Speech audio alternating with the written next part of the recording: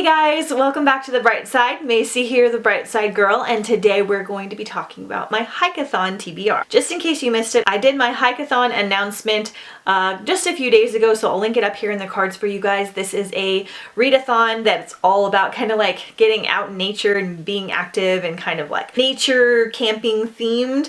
So I'm very excited about it. It is a 2-week readathon running from May 17th through May 31st. I'll be vlogging the whole thing, so I'll have 2 separate reading vlogs for each week, and I will be posting a bunch on my Instagram stories at The Bright Side Girl. I do a lot during the readathon, so it's kind of fun. There's a nice little community on there. I do like different things that I'm reading and eating and checking off the challenges and all that kind of stuff. So for now, we're just going to talk about the books that I want to get to for the 2 weeks of Hikeathon. When we did Galaxyathon in March, beginning of April, was 2 weeks. I was not expecting to have such a good readathon.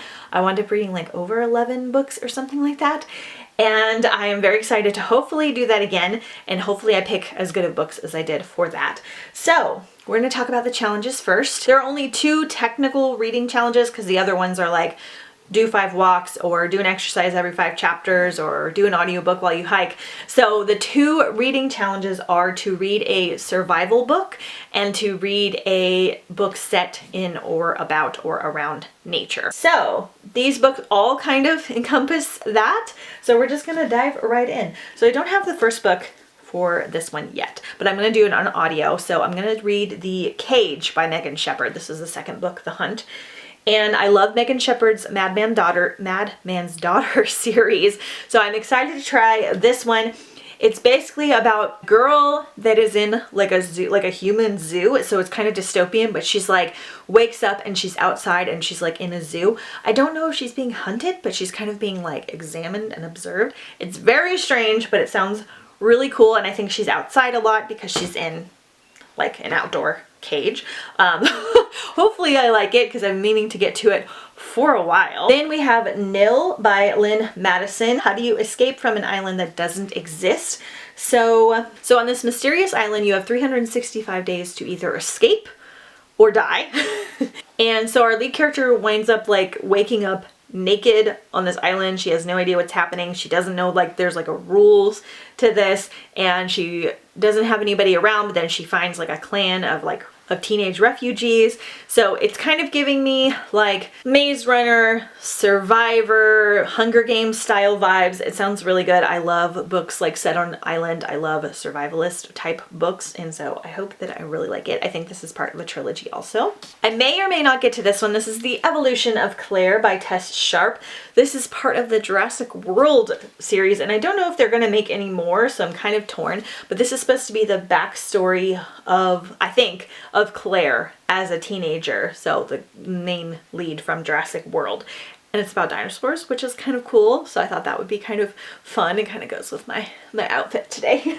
And then I have Origin by Jessica Corey. Our lead character, Paya, has been genetically engineered, so she's not technically a real person, to be like immortal and to like end death amongst the human race.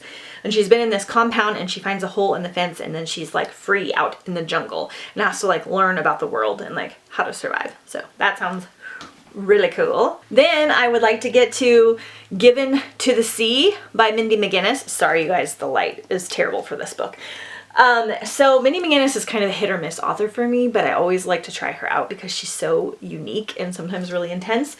So basically this is a girl that has been born and raised to be sacrificed to the sea to like protect the town from like these ancient waves that will come over and destroy the city. So she has to either be sacrificed or produce an heir, and of course she doesn't want to do either of those things. So I wanted to give you guys some ideas for survival reads and things like that in case you're wanting to participate in the readathon. So I hope to do like a survival reads video sometime for the next Hikeathon, but here are just some ideas. There is Hatchet by Gary Paulson, I think, which I might also read in this readathon because it's been a long time since I read it. It's like a young boy trying to survive in the woods, and he's got like a wolf. Grace Year, I can't remember the author, but this is like real dark and kind of creepy. There's like girls that have to get sent in the woods for 1 year out of their life to like release their magic so they don't like overly seduce men. It's very strange. It kind of has like a Lord of the Flies but like with a female twist, and it gets like really dark and brutal. There's The Wild Robot, which is about a robot that winds up on an island by itself and kind of learns to have feelings. This is a middle grade book that's really charming. There's also like I Am Still Alive, I think. This is about a girl that is in the Canadian wilderness and winds up having to kind of survive alone on her own. You know, various things happen. So those are some good ideas for you guys. And then for some nature-y book recommendations, any of the ones that I mentioned obviously are going to be fine. I also highly recommend Sarah Addison Allen. I really liked Garden Spells.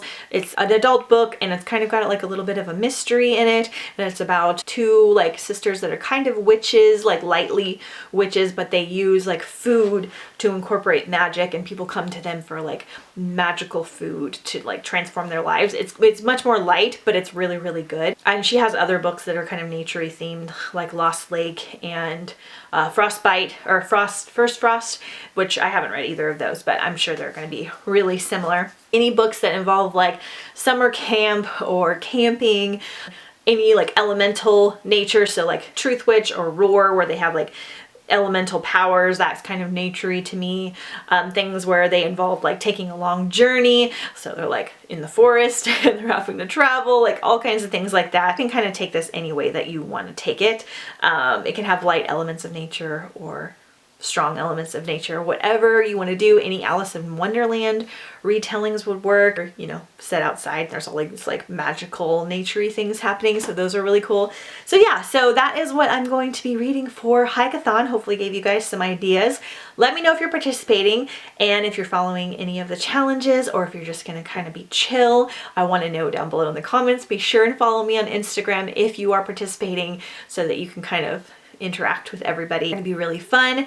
This is going to be the hashtag for the readathon, so be sure and use that if you post anything. I'm very excited. This is going to be round 1. Round 2 will be out in the fall. And also don't forget that Mermaid Marathon will be coming out very soon at the end of June, and that is my big readathon that I'm super excited about. I'll be doing a giveaway and all that kind of stuff.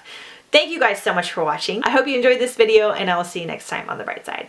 Just in case you missed it,